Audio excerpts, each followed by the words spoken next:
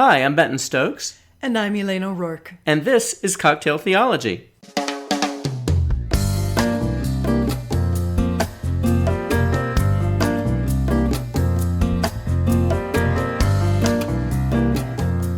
So for our last episode of Season 4, we're having a very holiday kind of cocktail. Okay. So we started out with just the simple Evan Williams eggnog that you can buy at any liquor store. Many grocery stores have it. And it's actually pretty tasty by itself. Okay. I couldn't tell you exact measurements of how I doctored it, but I did. It has some additional just Evan Williams bourbon, Black Label bourbon. Okay. It has some Myers rum. It has some Absolute vanilla vodka. Okay. And it has some cinnamon. Okay. And it was shaken with ice. I'm ready. So it's roughly 3 parts prepackaged eggnog to 3 parts everything else. Something like that. Let's give it a try. I really like the way the vanilla vodka and the rum work together. I do too. That's yummy. Yeah, this is much better than eggnog. It's pretty good. Yeah, because, I don't like eggnog. Eggnog could disappear off the planet, I'd be like, okay. Yeah, this isn't eggy at all. No, it's good. It's kind of like our drunk pumpkin, which I like a lot. Yeah. This is actually pretty good. So, Well, it's also not so unctuous. Right. Yeah, so if you're having a little holiday cocktail party and you want to do the prepackaged eggnog, something you could do is add just a little bit of dark rum, bourbon, and maybe some vanilla vodka. Yeah. Yeah, and starting with like actual eggnog won't get you here. No, because no. it's got the texture. Texture doesn't work. Yeah. Don't start with just grocery store eggnog. That would be a bad idea. Be sad. Very sad. I mean, it could be good if you like that sort of thing. Yeah, and it would probably require a lot more playing with than this did. You know what might be good? What? Is that eggnog ice cream that you can get at this time of year in like Evan or something as a float. Oh, yeah, that's a good idea. I'm feeling that coming more like Christmas. I like it. So speaking of Christmas, what we decided to close our season with was an episode on the Incarnation, which is kind of a big, weird word that really has to do with Jesus being God's son, meaning fully divine, but also fully human. But I know there's a whole lot more to it than that. That's a very simple way to talk about it. I think the hard part about the Incarnation is distinguishing it from demigods. Yeah, because there are a lot of similarities when you think about it the way I just described it. Yeah. If you think about, I'm not good at my demigods, so I'm just going to have to make something up right now. Hercules is one. What's that? Hercules was one. Yeah. So what would distinguish Hercules from Jesus? Yeah, I see your point. It's a problem. Yeah. Right? That aspect is one that I've had trouble talking about with people because I can understand why it's different, but I haven't been really good at articulating why it's different. Yeah. So I would put it more like this. Okay. So when I think of the demigods like Hercules, they're more like humans with extreme abilities. Yeah, because Hercules proves to be a very human character, even though he has these godlike qualities. Well, and that's it. It's godlike qualities, right? So it's like an enhanced human. Yeah. Jesus does not have godlike qualities. Right. In terms of being able to lift buildings or, right. That kind of stuff, right? Yeah. Like, he's not superhuman at all. Right. That's true. One way to get at that distinction pretty quickly is that the demigods, like Hercules, are enhanced humans, essentially. Right. They're humans with godlike powers, but they're not godlike people. Yeah. Okay. So if you're talking about the quality of God versus the powers of God, they're much more like Superman than they are like Jesus. Yes. Right. Okay. Right. So that means we can set aside, at least for the moment, the demigods. We're just going to take them and go put them right over here because they're not incarnations. No, they're not. And that's the thing. Yeah. Okay. So the Incarnation, without getting all mystical on everybody, I think the place to start is that Jesus has half God's DNA. I like that, yeah. And Jesus hung out with God so much that it was like when he was a little boy, he was putting on his dad's brogues and a tie and a suit and was walking around being his dad. He's been around his dad so much, and his DNA is so clearly his dad's, that when you look at him, you see his dad.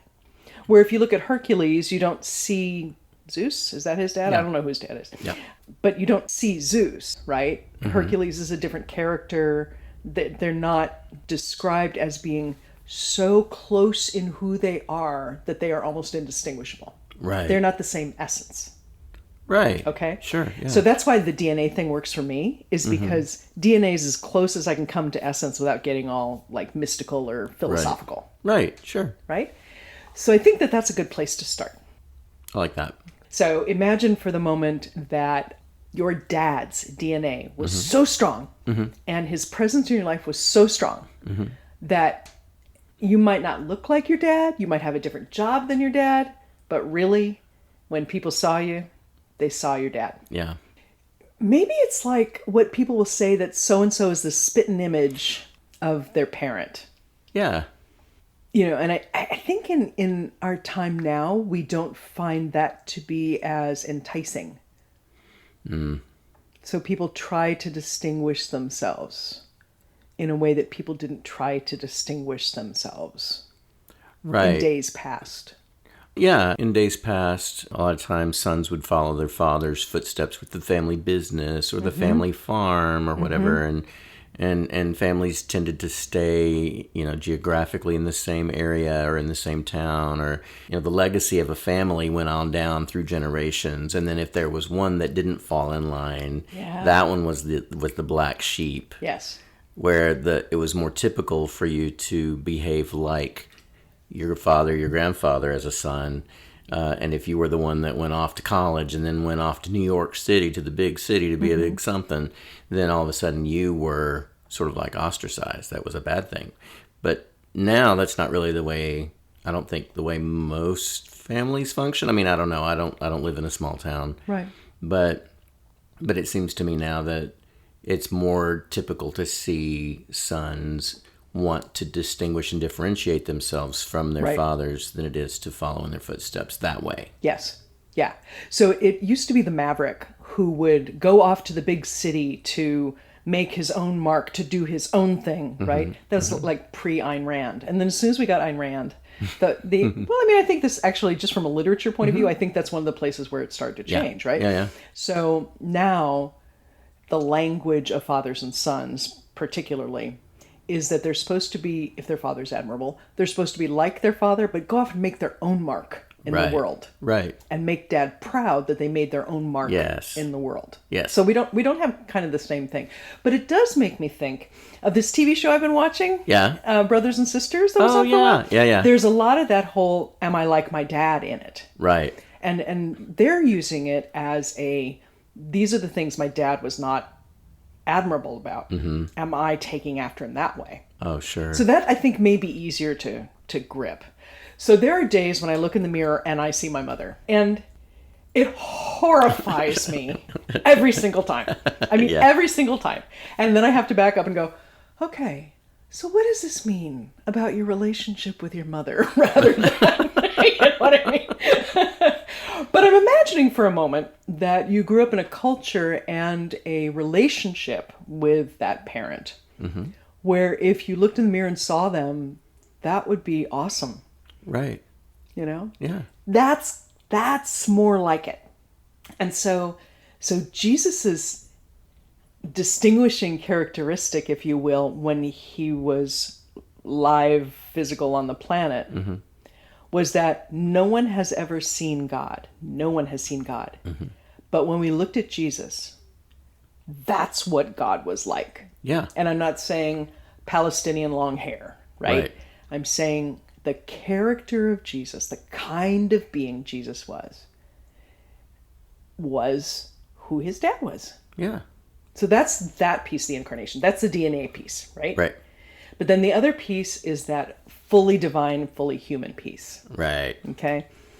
And you've talked before about how growing up, your culture, your church has sort of leaned in one direction or the other. Yeah. I grew up with a heavy emphasis on the divinity of Jesus. Okay. In my church's theology, and I think, as I've mentioned many, many times on this podcast, my faith really came alive when I started to contemplate the humanity of Jesus. Because, like we talked about in an episode recently, being like God is kind of darn impossible. Right. Being like Jesus, more attainable, simply because you can emulate Jesus's behaviors. Right. The way that Jesus chose to get off by himself and be silent, the way he fasted, the way he prayed, the way he cared for other people, his humility, things like that. Those are qualities that I can emulate because I can see those in Jesus. And because I can see them in Jesus, I also understand that those are qualities of God. Right. So you're not going to just go along and make a mountain, for example. Right. Right. Right. Which is that. I mean, that's part of the problem. Yeah. Okay. Yeah. On the other end of the church spectrum, we tend to lean way hard on the Jesus human part. And so the Jesus God part's always a little tricky, right? Jesus human means absolutely suffered, absolutely stubbed his toe, absolutely got pissed off, absolutely, all those things. But then we have trouble with, like, what do you do with that divine piece? What does that mean? Yeah. Right? That's why I like the DNA example, because if I have half my parents' DNA, I might not look anything like my parent, but deep in me is that going around, right? Yeah. So if you think about Jesus having half divine DNA, then he's going to act in ways and behave in ways and experience things in ways that aren't visible. Yeah. Right. It doesn't mean that he got up on the cross and he didn't really suffer, which I've heard. I've heard people say that because they're so leaned into the divinity piece. I mean, I think that misses the point of Jesus. Yeah, I think it definitely misses the point of Jesus. I think the point of Jesus being human was that Jesus made choices and that Jesus suffered.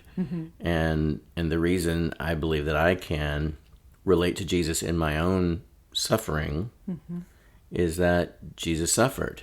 Right.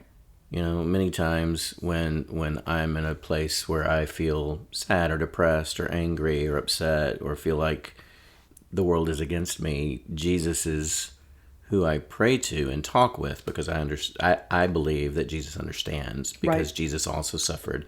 Jesus also was fully human. The struggles that we face down here are not alien to him. He understands that. And I'm not saying that God doesn't, but Jesus certainly experienced it as a human, which is something that God has not done. Yeah. So, and I know some people will say, well, Jesus is God. Well, yes, and right. Jesus is also fully human, which God has never been. Right.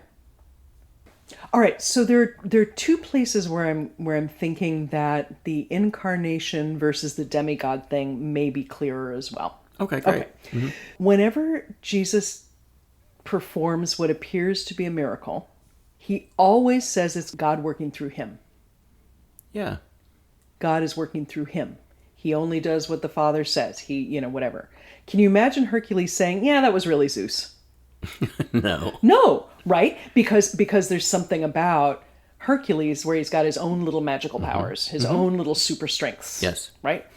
Jesus understands that it is God within him, God's relationship with him, so he's almost working as a channel or a vessel. Yeah. Right? Right. So it's God in him moving through him that is allowing this stuff to happen. That's the notion of incarnation. Yeah. Right? Yeah. So there's that piece as well. The other piece that I think helps me anyway with incarnation is whatever happened at his crucifixion. Now, I believe something happened that changed the world's relationship with God. I don't know what it is. I don't understand it. But the reason I believe that is because, I'm not sure which one is first, right? It's the chicken egg thing. But it's because there's something in Jesus that is so close to God that I can't imagine that Jesus went through that without it having some connection to God. Yeah. And there's something about his being, fully human, fully divine, that does bridge this chasm for us.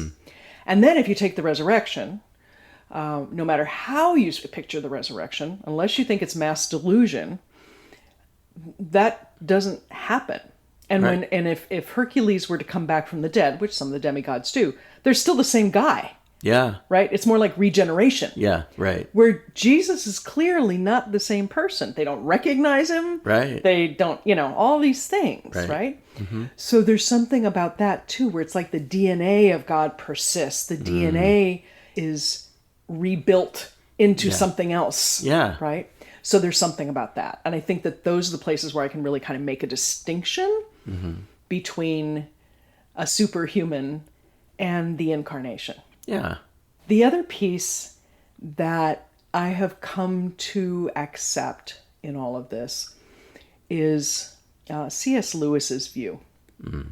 C.S. Lewis wrote a number of times convincingly, in ways people don't always acknowledge, the idea that we are also divine. Right. He did not put it this way, but we also carry divine DNA. Now, did we do that from birth? I don't know. I'm shrugging my shoulders. But there's something about what Jesus was, is, and the Holy Spirit is, and us, where we are also divine. We are, in Lewis's words, potential gods and goddesses. Now, that doesn't mean we're Hercules, and it doesn't mean we're Jesus. Right. But it means there is a divinity within us that is worthy of respect and nurture and kindness and all of those things. And so when we come upon another one of us, acknowledging that that person is a potential God, has the DNA that Jesus had, if we really actually care at all about Jesus, that should change the way we think about that person. Absolutely. So maybe all of us are in some way incarnations. I like that. I may go to hell for saying that, but that's what I've come to understand through somebody like Lewis. I mean, there are others as well, but he did it beautifully. Yeah, definitely did. When we go into the Christmas season, maybe part of what we see when we see the baby in the manger is see ourselves.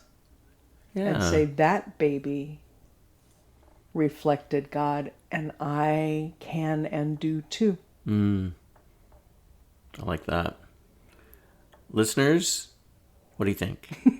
We love hearing from you. Even though we are about to take a brief hiatus, during the time that we aren't posting new episodes, we would still love to hear from you. And Please. Definitely would love to hear ideas that you have for future episodes and conversations you'd like us to have. Ideas for cocktails. If you have a great cocktail over the holidays and you're like, oh, I want to share this with Benton and Elane, feel free to do that because we would love to hear from you. Cocktailtheology.com is where we are. Yep. And I would love to hear where you think I've gotten it wrong and I need to reconsider. That would be so helpful. I would love to do an entire season of Elane got this wrong. Let's try looking at this again.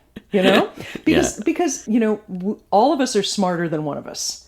So I would love that to happen. If you what about this? That would be awesome. I can't imagine if you've been listening to us for any length of time that you haven't come up with a question, even if it's a silly one. We would love to hear your question. So please do reach out. In the meantime, we wish you and yours a really beautiful holiday season. Yes. We wish you peace in your family and in your homes. And we wish you much joy and hope for the new year. Yes, absolutely. And we will be very excited to see you again in the spring. That's right. Till then, please do subscribe and share us if you're enjoying the stuff we're talking about. Share it with your friends. Put it in the Christmas card you have printed. I love that. Yes. You can even Photoshop yourself into a picture with us if you want. We will not be offended. Love from Bobby, Susie, and Cocktail Theology. I love it. Bye, guys. Thanks. Thanks so much. Bye-bye.